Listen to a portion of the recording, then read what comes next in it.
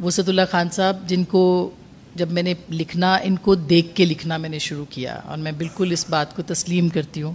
اور جب میں نے پہلا کالم لکھا اور ان کا مجھے میسج آیا تو میں نے ان سے پوچھا کہ میں کیا کروں، بلکہ میں نے فون کیا کہ کیا کروں، تو انہوں نے کہا کہ اپنے آپ کو قلم پہ چھوڑ دینا.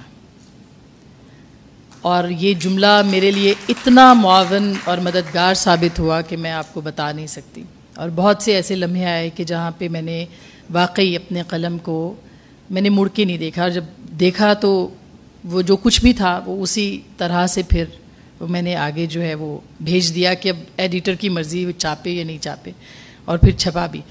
تو وہ سب بہت سے ایسے لمحے آئے، خاص کر کے جب آپ اپنی عزت آبرو، اور خاص کر کے ہم جن متوسط گھرانوں کی لڑکیاں ہوتی ہیں جو خود اسٹرگل کر کے آگے آتی ہیں، جو کہ زمانے سے لڑکے آتی ہیں، گھر والوں سے لڑکے آتی ہیں، ان کے لیے سب سے بڑا یہ لفظ ہوتا ہے کہ کوئی یہ نہ کہے کہ دیکھو فلاں کی لڑکی جو ہے وہ کیا کام کرتی پھر رہی ہے. تو وہ عزت آبرو کا جو کانسیپٹ ہمارے ہاں ہے، جس سے میں بہت زیادہ متفق نہیں ہوتی، کیونکہ عورت کو تمام عزت کا جو بوجھ ہے وہ اٹھانا پڑتا ہے پورے خاندان کی، تو میں اس سے متفق نہیں ہوں. لیکن بہرحال یہ ایک ریالٹی ہے اس زمانے کی، تو وہ لے کے ہم باہر نکلتے ہیں. تو پچھلے کئی سالوں میں، یعنی پچھلے مجھے تقریباً 22 سال ہو گئے صحافت میں، یا 20 سال کہہ لیجیے آپ، 16 برس کم از کم مجھے کسی نے گالی نہیں دی تھی. اور جس لمحے مجھے سب سے پہلی گالی دی گئی تھی تو مجھے بہت تکلیف ہوئی تھی، اور میں نے سوچا کہ میں اس کو چھوڑ دوں، میں لکھنا چھوڑ دوں، میں بولنا چھوڑ دوں، میں کہنا چھوڑ دوں.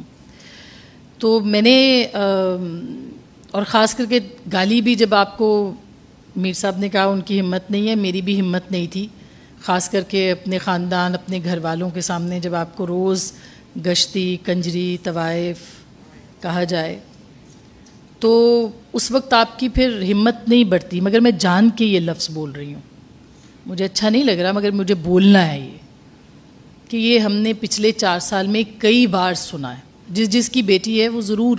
اور میں آپ کو آج ایک بات بتاؤں کہ ایک بہت اعلیٰ عہدیدار نے اس پورے وقت میں مجھے بلایا کہ آپ کے خلاف حکومت بھی ہے، ہم بھی آپ کے مخالف ہیں، تو آپ یہ چھوڑ دیں کیا یہ وہ.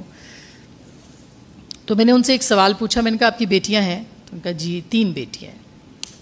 میں نے کہا اگر آپ کی بیٹی کو کسی ایک کو روز کنجری، گشتی، طوائف کہا جائے تو آپ کو کیسا لگے گا؟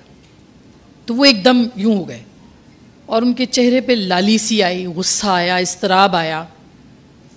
تو میں نے کہا ہمیں ہر روز کہا جاتا ہے، ہماری ایسی ایسی گندی ننگی تصویریں بنا کے بھیجی جاتی ہیں کہ آپ تصور بھی نہیں کر سکتے. ہم یہ ہر روز سنتے ہیں، ہر روز برداشت کرتے ہیں. اگر آج بھی میں کبھی اپنے ٹویٹر کی وہ نیچے کھول دوں نا تو آپ گالیاں پڑھ کے سمجھ جائیے گا کہ، اور میں اب بند کیا ہے، بہت سے اپنے بچوں کی وجہ سے بند کیا ہے، میرے بیٹوں کی وجہ سے، کہ جب وہ پڑھتے تھے ان کو تکلیف ہوتی تھی، وہ نفسیاتی ہو رہے تھے، تو میں نے اس کو بند کر دیا.